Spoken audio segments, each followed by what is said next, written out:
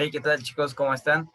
Pues vamos a continuar con la segunda parte de EPOC, de la enfermedad pulmonar obstructiva.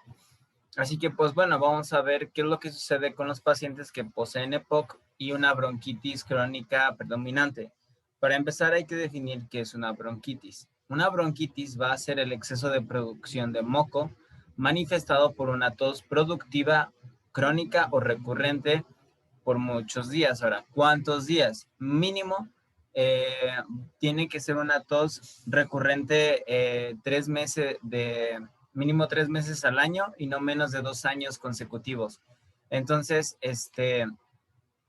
si nuestro paciente empieza a toser durante mínimo 3 meses al año, ya se puede considerar una bronquitis. Ahora es una bronquitis crónica también cuando ya se excede ese periodo. ¿Qué sucede en estos pacientes? Pues bueno, el proceso inflamatorio se desarrolla en la vía aérea periférica con o sin compromiso del parénquima pulmonar, pero posteriormente a ello va a haber daños en el epitelio, con hiperplasias e hipertrofias de glándulas mucosas y con la consiguiente retención del moco. Puede haber edema, puede haber fibrosis y cambios en los engrosamientos de la membrana basal causando obstrucción en las vías aéreas. En la imagen de su derecha nosotros podemos observar justamente cómo tenemos a lo que es el bronquio, o al bronquiolo, perdón, al bronquiolo. Tenemos como es que justamente hay un engrosamiento de estas paredes. Este engrosamiento también no, es causado por una misma hipertrofia de estas glándulas mucosas y por ende estas glándulas mucosas empiezan a generar bastante moco. Pues, ¿cuál es el cuadro clínico? Puede haber tos productiva no específica o tos y expectoración, cualquiera de ellas. Y a su vez la bronquitis se va a dividir en bronquitis crónica simple, crónica asmatiforme o bronquitis crónica obstructiva. Cuando hablamos de una crónica simple, cuando la tos productiva crónica con expectoración hialina o mucoide. Hablamos de una crónica asiforme cuando hay tos, expectoración y disnea sibilante. Y hablamos de una obstructiva cuando hay una tos severa, una expectoración abundante, una disnea frecuente e inicia con el ejercicio y evoluciona al reposo. Pues bueno, lo que les voy a compartir en este momento va a ser la patología física de EPOC, tanto ya sea si se tiene con enfisema o si se tiene con una bronquitis crónica. Pues bueno, vamos a ver que dentro de esta patología o de la patología física que sucede en los pacientes con EPOC es que el sistema musculoesquelético se va a ver afectado. ¿De qué manera? El rendimiento muscular se ve afectado. No solo cuando hablamos de este rendimiento vamos a hablar sobre la fuerza y sobre la resistencia. Vamos a ver que también la estructura del mismo músculo se va a ver afectada. El tamaño de la fibra muscular vamos a ver ahorita más adelante que hay un cambio de fibras musculares, hay un mayor predominio de fibras tipo 2 y un menor predominio de fibras tipo 1 y vamos a ver cuáles son las consecuencias de ello.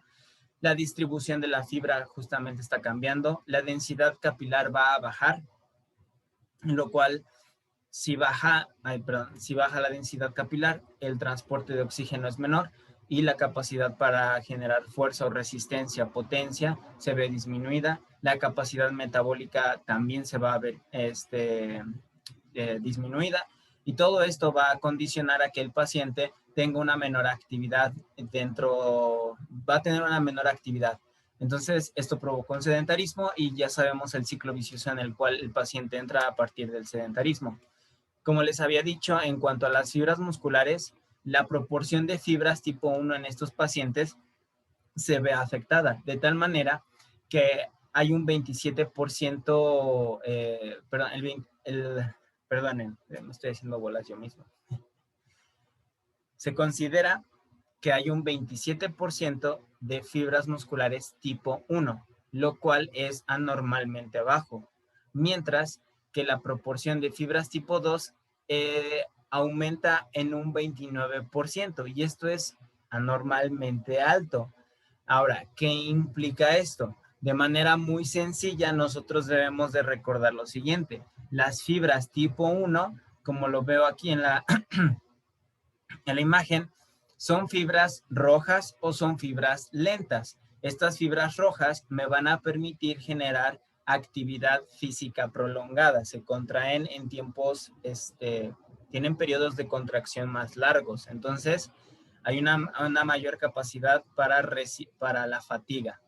Mientras que las fibras tipo 2 o fibras blancas o fibras rápidas son fibras que se dedican más al desarrollo de fuerza, al desarrollo de potencia, movimientos rápidos, pero son muy fatigables.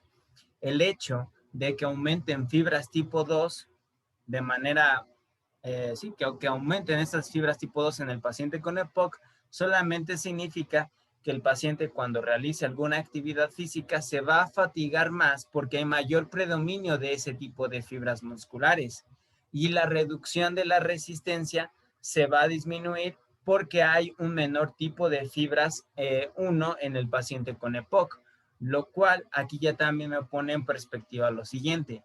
Yo como rehabilitador de los pacientes con EPOC con EPOC, lo que yo tengo que hacer es generar un ejercicio que me produzca un aumento de fibras musculares tipo 1 y no tanto tipo 2, porque lo que voy a buscar en un principio es más la resistencia del paciente, porque la resistencia muscular le va a permitir generar las diferentes actividades de la vida diaria.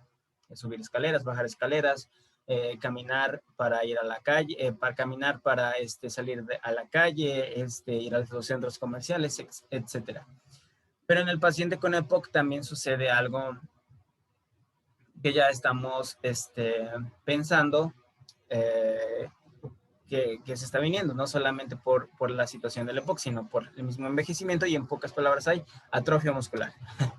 Esta atrofia muscular va a verse afectada, y recordemos que la sección transversal de las fibras musculares o el área transversal del músculo va a ser este ancho que posee el músculo, este ancho y esta densidad que va a permitir que diferentes fibras musculares se agrupen, y muchas veces esta densidad muscular va a determinar la capacidad de resistencia y de fuerza que tenga una persona.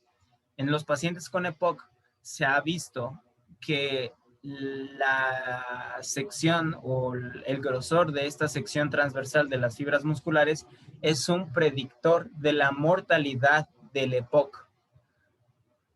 Que esencialmente, ¿cuáles son nuestros parámetros para poder, o cuáles son los músculos que nosotros podemos medir y que estas mediciones nos van a predecir la supervivencia de los pacientes con EPOC? Pues bueno, si nosotros medimos lo que es la parte media del muslo, vamos a ver que esta medición predice en pacientes con EPOC de moderada a grave severidad la mortalidad que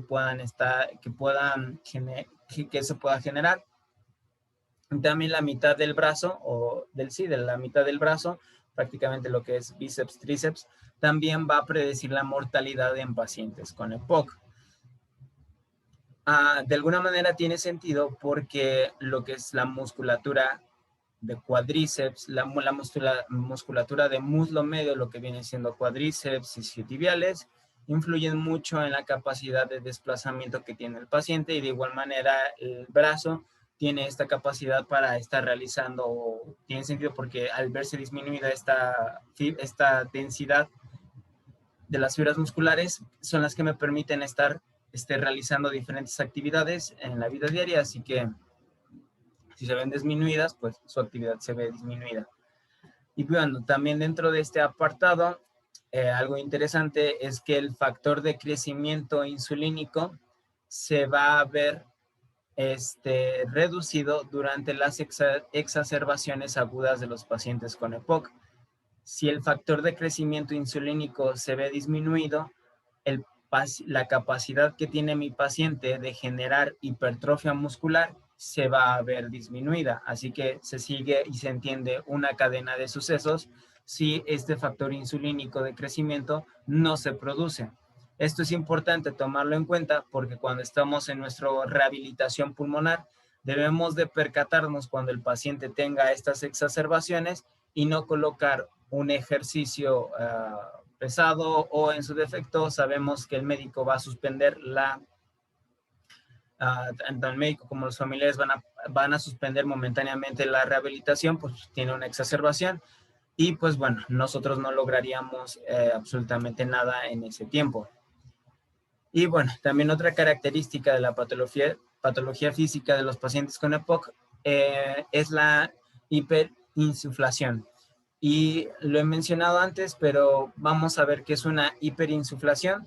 Vamos a tener dos tipos de hiperinsuflación, una estática y una dinámica. Ambas pueden, sobre todo la dinámica, puede expresarse mediante la capacidad residual funcional y el volumen pulmonar al final de la expiración. Aquí veamos que estamos tomando otro parámetro diferente al del volumen expiratorio forzado durante un segundo. Aquí ya estamos tomando el volumen pulmonar al final de la expiración. Entonces, bueno, ¿de qué habla la hiperinsuflación estática? Es una disminución en el retroceso elástico hacia adentro de los pulmones sin cambios de las propiedades elásticas en la pared torácica debido al enfisema pulmonar. Aquí viene algo interesante. Es una disminución en el retroceso elástico de los pulmones. O sea, ellos ya no van a poder expandirse de la misma manera, pero lo que es la pared torácica va todavía a mantener esa elasticidad. Sin embargo, los pulmones ya no mantienen esa elasticidad y todo esto es debido al enfisema pulmonar. Eso es una hiperinsuflación estática.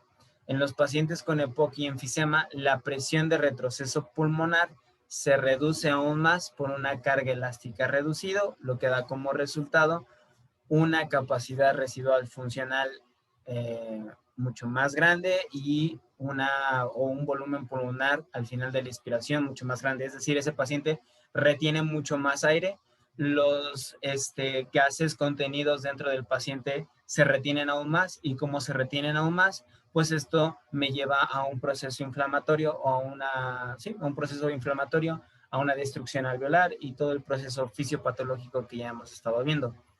¿Y de qué nos habla una hiperinflación dinámica?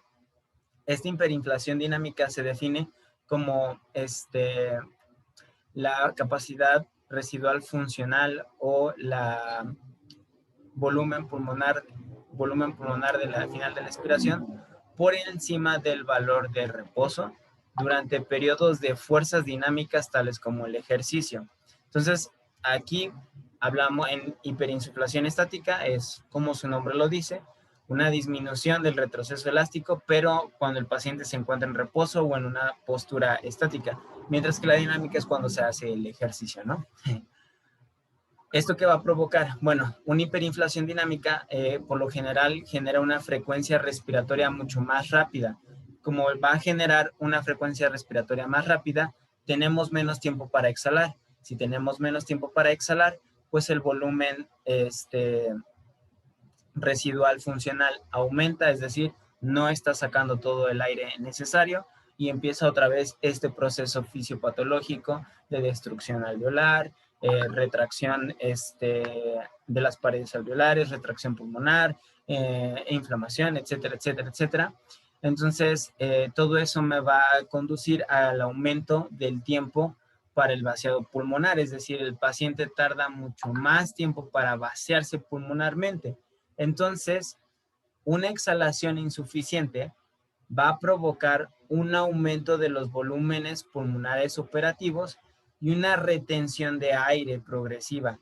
A esto se le va a llamar como trampa de aire. Y esta trampa de aire es lo que me provoca una disnea, ¿ok?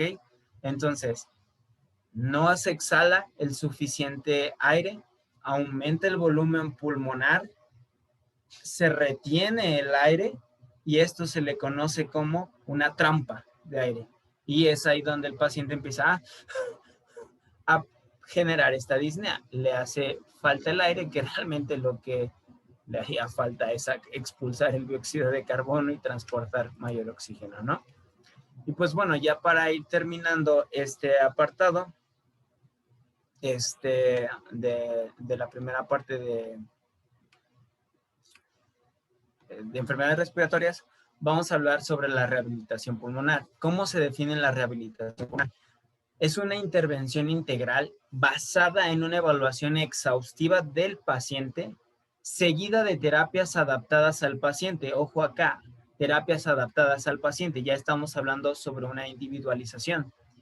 Dentro de todo esto, dentro de estas terapias adaptadas, vamos a incluir al entrenamiento con ejercicio, educación y cambio de comportamiento. Subrayé estos tres porque considero que son los pilares de la rehabilitación pulmonar.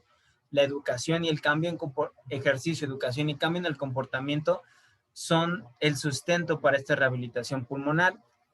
Va a ser, esta rehabilitación pulmonar va a generar un diseño para mejorar la condición física y psicológica de las personas con enfermedades respiratorias crónicas y promover una adherencia a largo plazo a comportamientos que mejoran la salud.